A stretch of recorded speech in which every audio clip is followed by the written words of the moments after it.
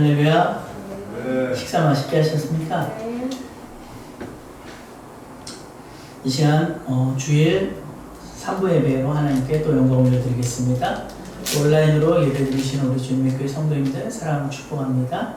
우리 먼저 하나님께 찬양으로 영광 올려드리겠습니다. 그날이 도적같이 우리 찬양하시겠습니다.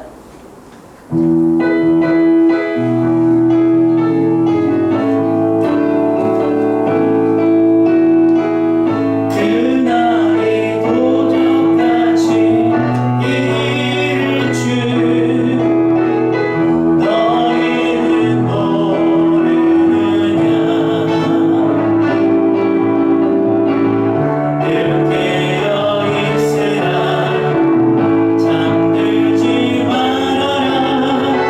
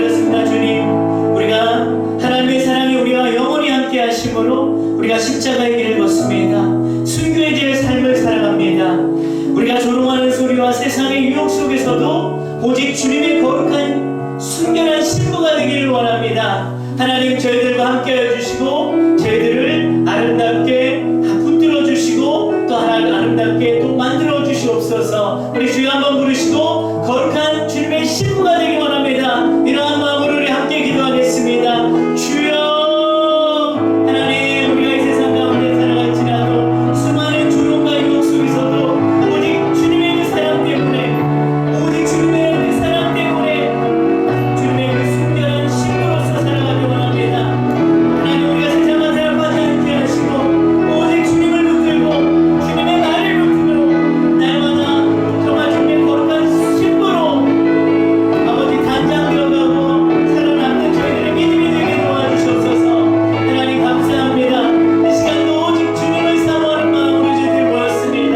이 예배 가운데 함께 해주시고 오직 하나님의 귀하신 영광이 가득하게 하여 주시옵소서. 하나님 진정으로 감사드립니다. 오직 하나님으로 영광 받아 주시옵소서. 감사드리며 거룩하신 예수님의 이름으로 기도합니다. 이 시간 예배를 위해서 박지선 사모님께서 기도해 주시겠습니다.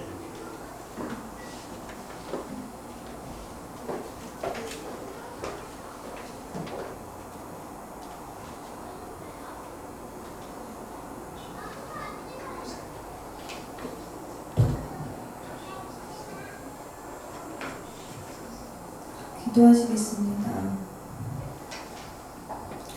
살아계신 아버지 하나님, 존귀와 영광과 찬양을 올려드립니다. 오늘도 주님의 날을 허락하셔서 이렇게 함께 예배를 드릴 수 있는 은혜를 베풀어 주시네 무한 감사를 드립니다.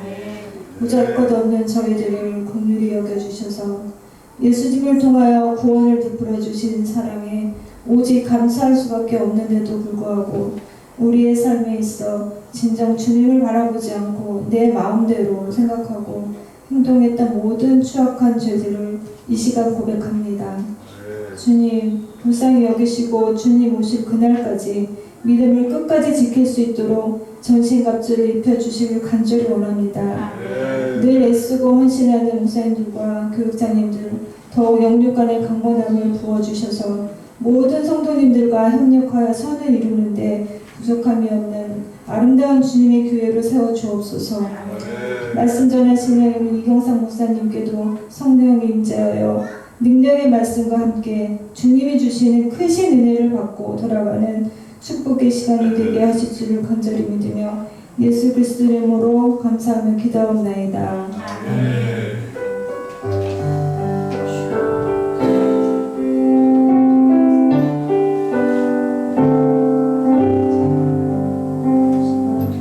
말씀 먼저 드리겠습니다. 10월 25일은 우리 주님교회 설립 3주년 기념 예배, 감사 예배로 드려집니다.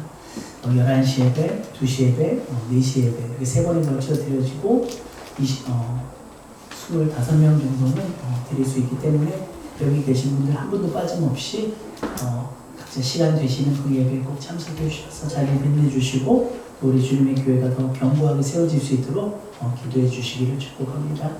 부탁을 드리겠습니다. 그래서 10월 25일 다음 주 주일입니다. 여러분 꼭 참석해 주시기 부탁드립니다. 우리 하나님 말씀 보시겠습니다. 누가복음 9장 23절에서 26절까지 보겠습니다. 누가복음 9장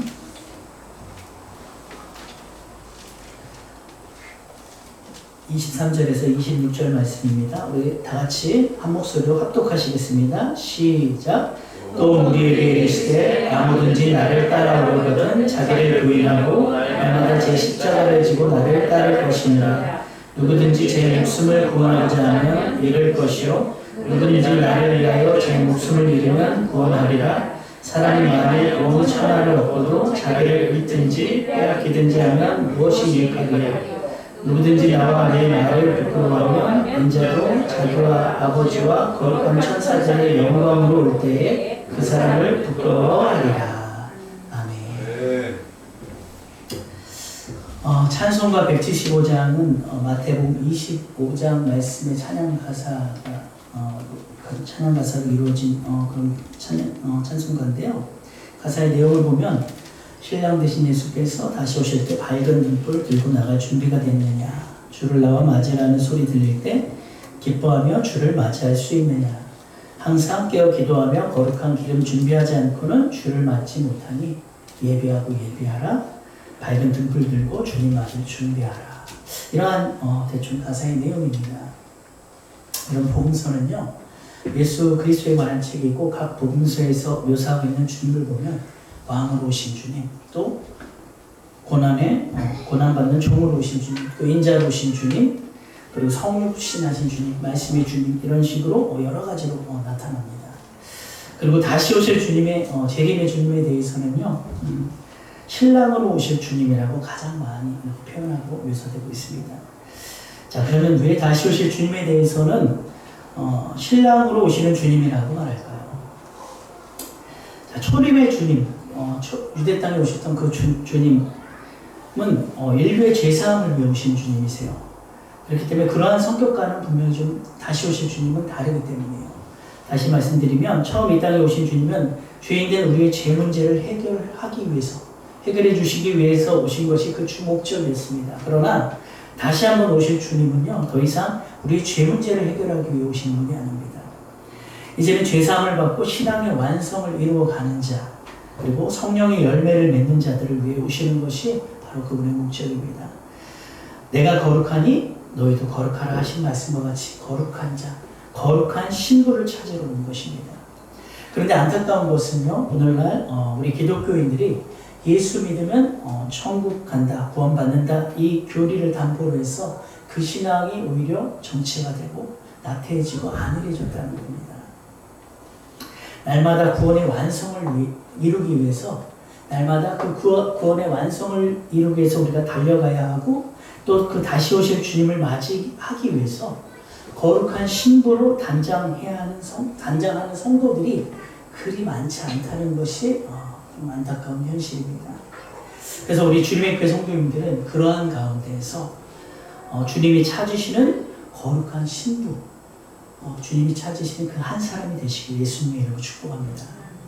자, 누가복음 12장 41절 이하에 보면요, 예수님께서 때를 따라 양식을 나눌 줄 자가 누구냐 이렇게 말씀하세요. 자, 그리고 주인이 이를 때에, 즉 주인이 다시 올 때에 그렇게 하는 종을 보고 복이 있을 것이다 이렇게 말씀하십니다. 자, 무슨 말입니까? 때를 따라 양식을 나눠주는 종이 복이 있다는 것인데, 하나님의 때, 즉 하나님의 시간표를 알고 그에 맞는 말씀을 나누는 자들이 복이 있다는 거예요. 왜 그렇습니까? 그때에 맞는 양식을 먹게 되면 준비를 할 수 있기 때문이에요.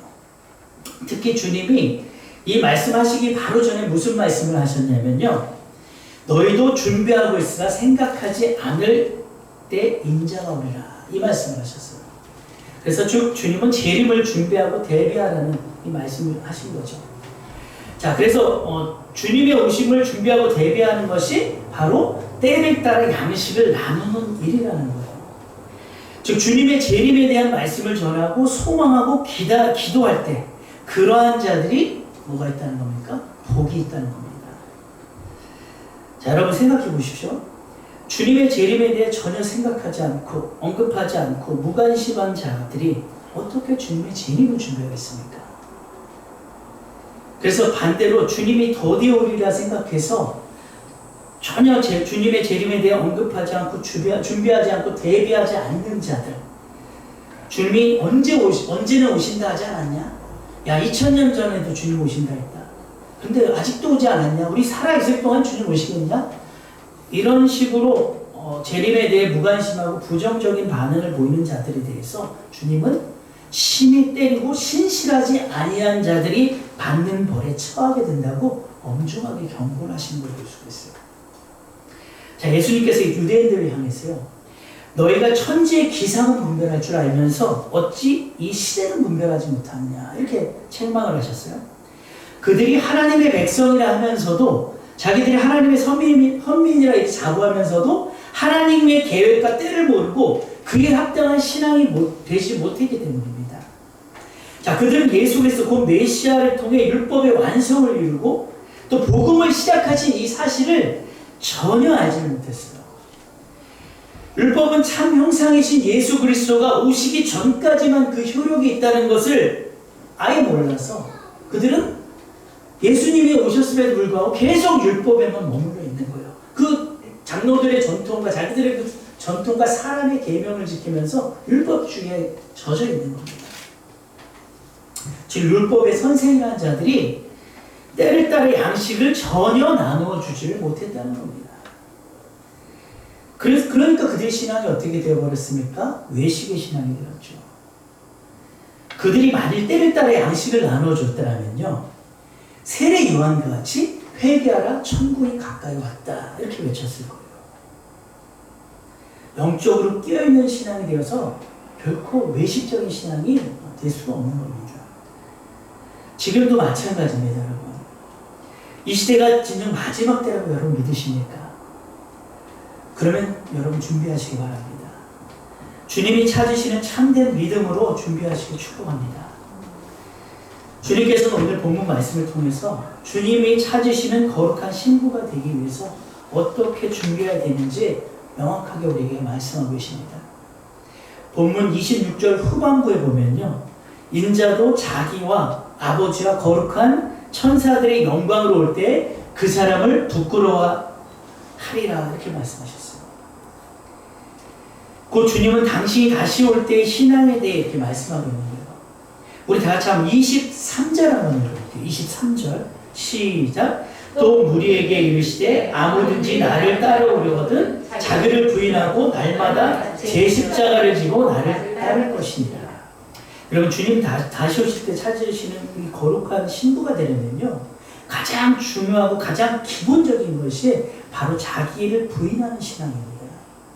자, 자기 부인의 신앙이란요, 여러 가지를 표현할 수가 있는데 자기를 포기한다 또는 내 자아를 죽인다 그런 의미가 있어요.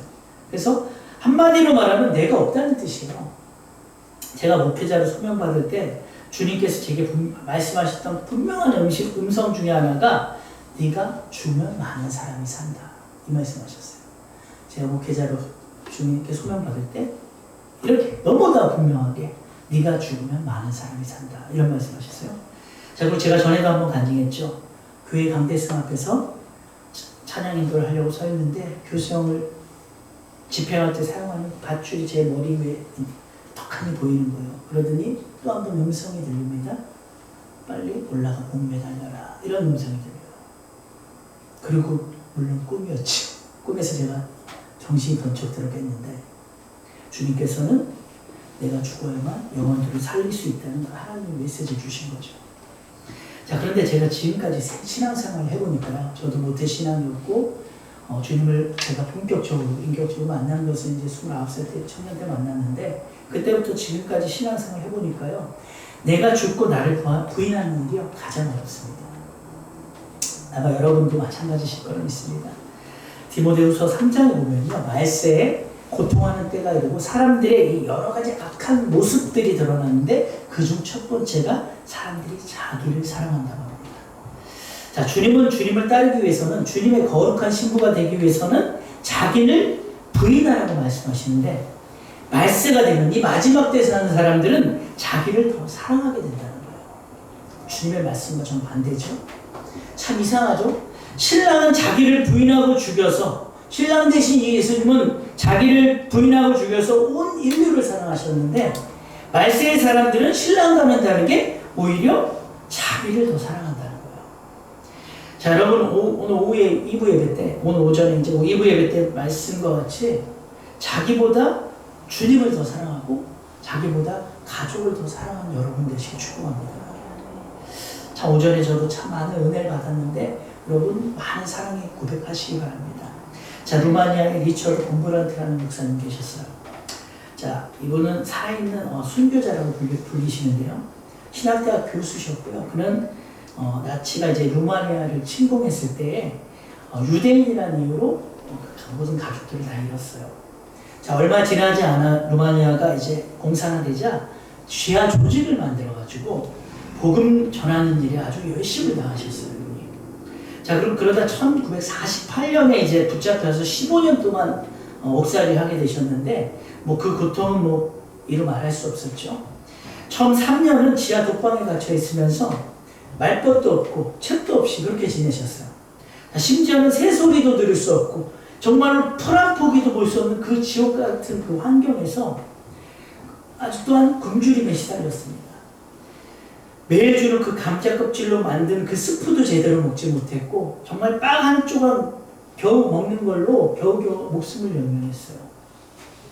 그리고 또 자주 끌려나가서 고문 받으시고 신문 받으시고 매질도 엄청나게 당하셨죠. 자, 그리고 이 악독한 공산주의자들이요, 범브란트 목사님을 이 정신을 파괴하기 위해서 그가 먹는 스프에다가 마약을 탔어요. 자, 정신이 흐려지면서 기억이 상실되기 시작했습니다. 얼마 지나지 않아서 성경의 내용을 다 잊어버렸어요. 신학적 지식도 물론 다 잊어버리셨죠. 자, 심지어 이분이요 14개국어를 할 정도로 아주 엘리트 중에 엘리트셨던 분이에요. 그런데 모든 언어도 다 잊어버리고 덩그러니 루마니아 언어만 겨우 그냥 좀 기억할 정도가 되었어요. 어느 날 목사님이 주기도문을 외우는데 하늘에 계신 우리 아버지여 이름 거룩히 여김을 받으시오며 딱 여기까지 하고 기억이 안 나는 거예요. 그러니까 이 목사님이 얼마나 당시 자신이 참담하고 서글펐던지 목사님이 그때 심정을 이렇게 기록을 하셨어요. 나는 매우 슬펐습니다. 하나님의 아들이 이 기도를 가르치시기 위해서 하늘에서 땅에 오셨는데 그분의 기도를 제가 잊어버리고 말았습니다. 그리고는 다시 마음을 다잡으시고는 하나님 앞에 이렇게 간절히 기도합니다. 하늘에 계신 아버지요, 제가 주기도문을 다 잊어버렸지만 하나님 제 마음 아시죠? 예수님 사랑합니다. 예수님 사랑합니다. 이렇게 고백하셨다고요. 여러분, 주님을 따르고 거룩한 신부가 되는 일은 쉬운 일이 아닙니다.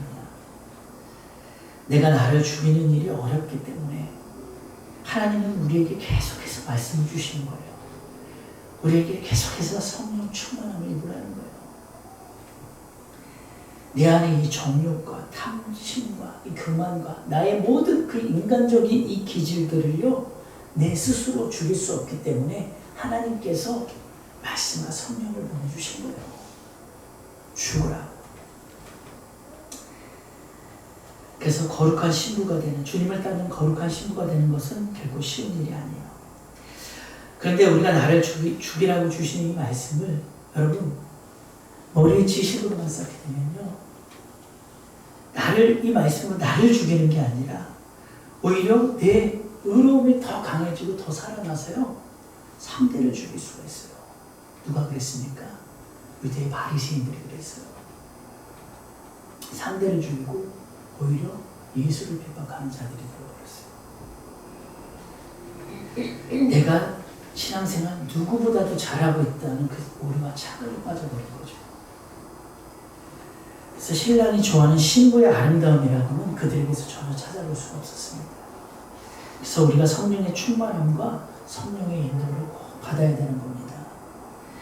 성령은 누구보다도요, 제가 말씀드렸던 것 같은데 신랑의 취향을 성령이 정말 잘 아세요.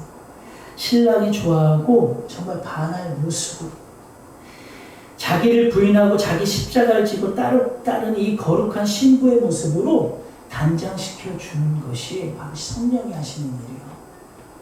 그러니까 우리 신랑도 그런 분이셨기 때문에 이 신랑 대신 예수님도요 그러한 자들을 사랑하더라고요. 자기를 부인하고 십자가를 지는 자들을 사랑해요. 그런 자들을 신부로 맞이하시더라고요. 그런데 그 일을 누가 잘 하시냐? 성령이 너무나도 잘 알아서 단장을 시켜주신다는 거죠. 우리 이제 경화자매가 결혼을 앞두고 있지만 경화자매가 이제 결혼을 하게 되면요 메이크업을 하고 머리도 멋있게 만지고 또 웨딩드레스를 입을 때 전적으로 전문가가 도와줘요. 본인 혼자서 하는 사람은 없어요. 자기가 그날 결혼식 날 자기가 다 준비해버리면 평소에 자기가 하던 모습 그 정도 수준밖에 안 나오겠죠. 그런데 그러면은 그 정도 수준으로는 그날 신랑이 그 모습을 반하기가 쉽지가 않죠.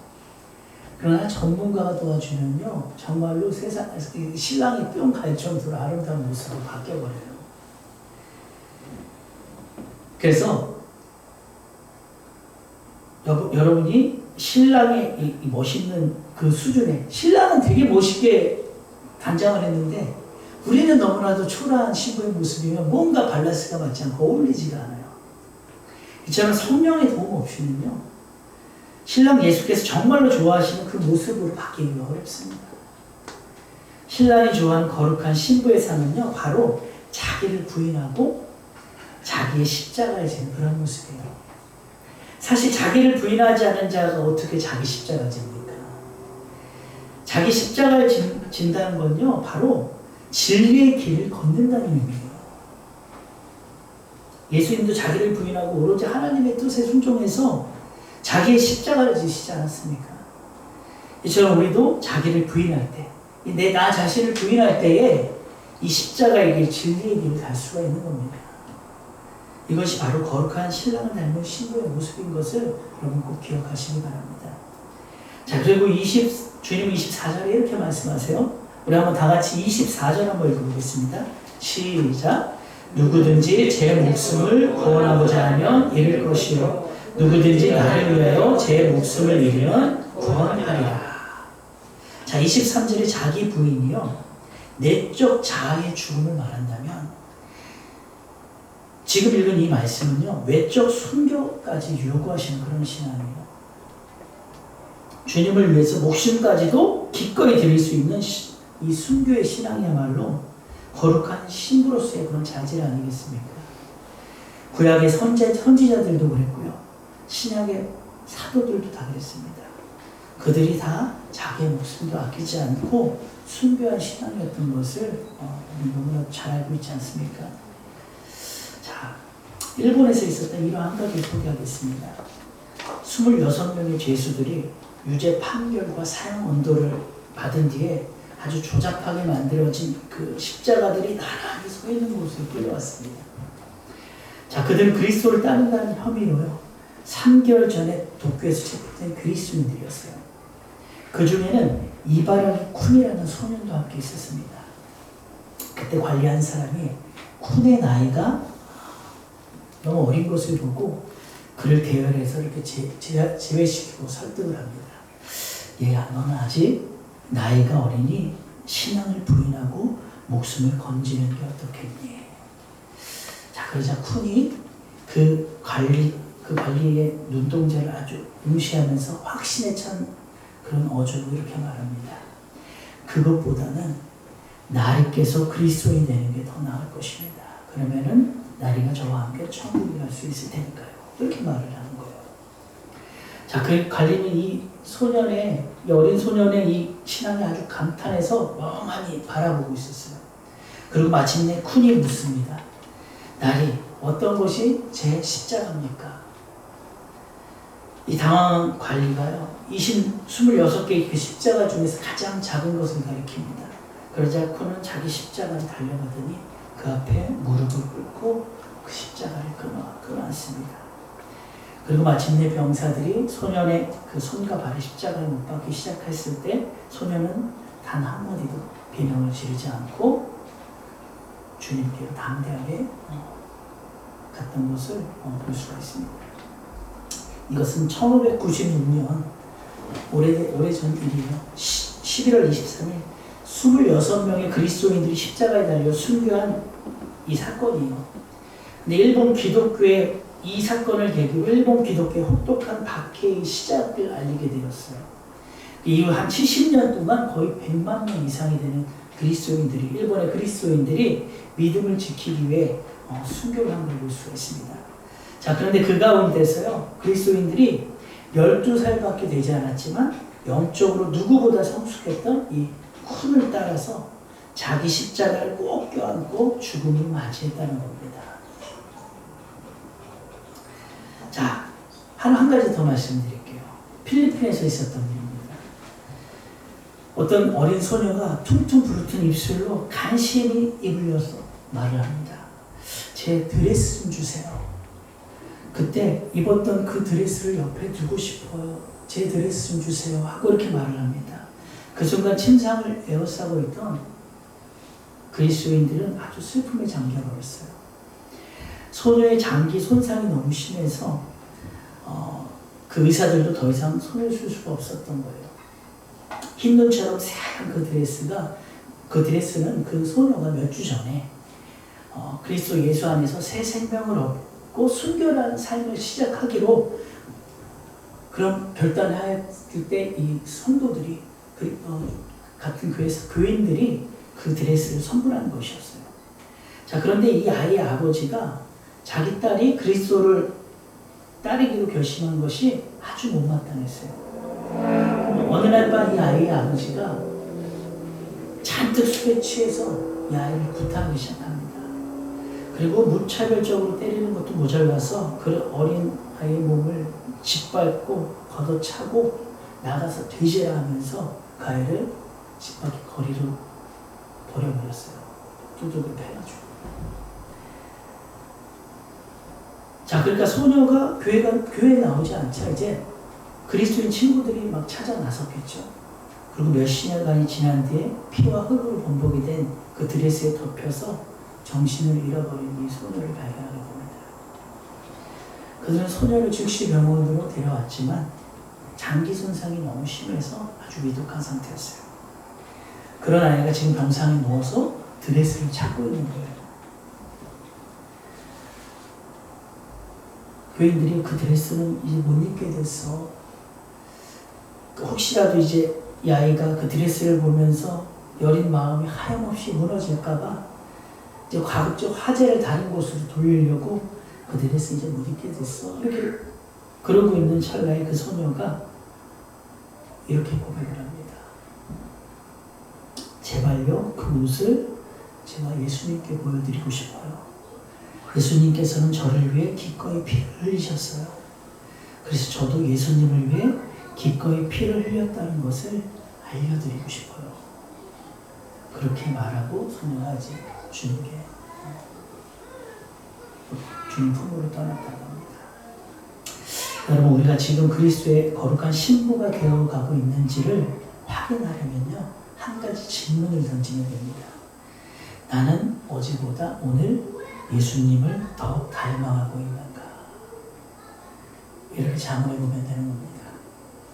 본문 26절 말씀의 약속처럼 주님이 영광 중에 다시 오실 때 너희가 나와 내 말을 부끄러워하지 않으면 주님도 그러한 자를 부끄러워하지 않으신다는 이 말씀을 꼭 여러분 기억하시고, 주님과 이 복음의 말씀을 생명보다 귀하게 여기시는 저와 여러분들이 되시길 축복합니다.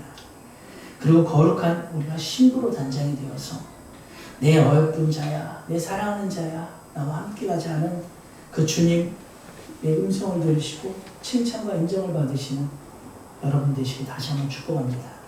자, 이제 말씀을 믿겠습니다. 여러분, 주님께서 제자들에게 공생의 기간에 여러 번에 걸쳐 알려주신 비밀이 있었어요. 그것은 당신이 많은 고난을 받고 죽임을 당하게 되며 3일 만에 부활한다는 것이었습니다.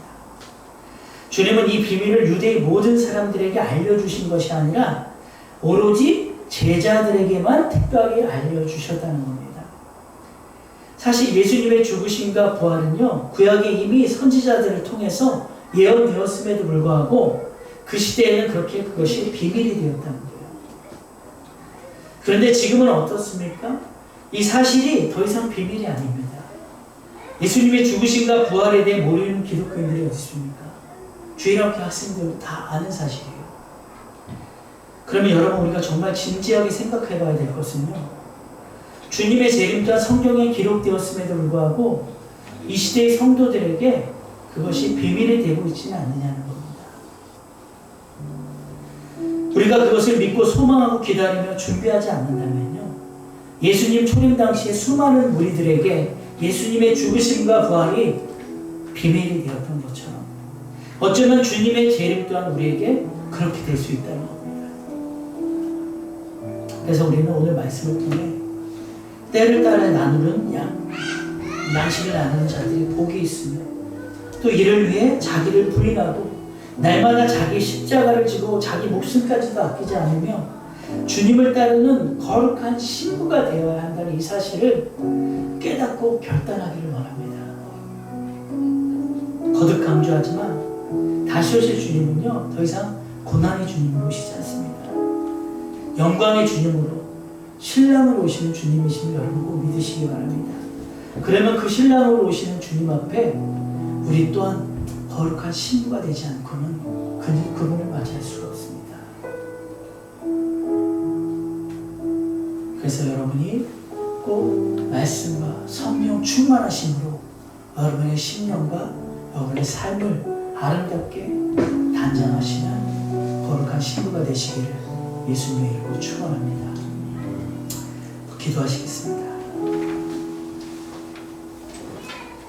하나님은 우리의 피난처 찬양하시겠습니다.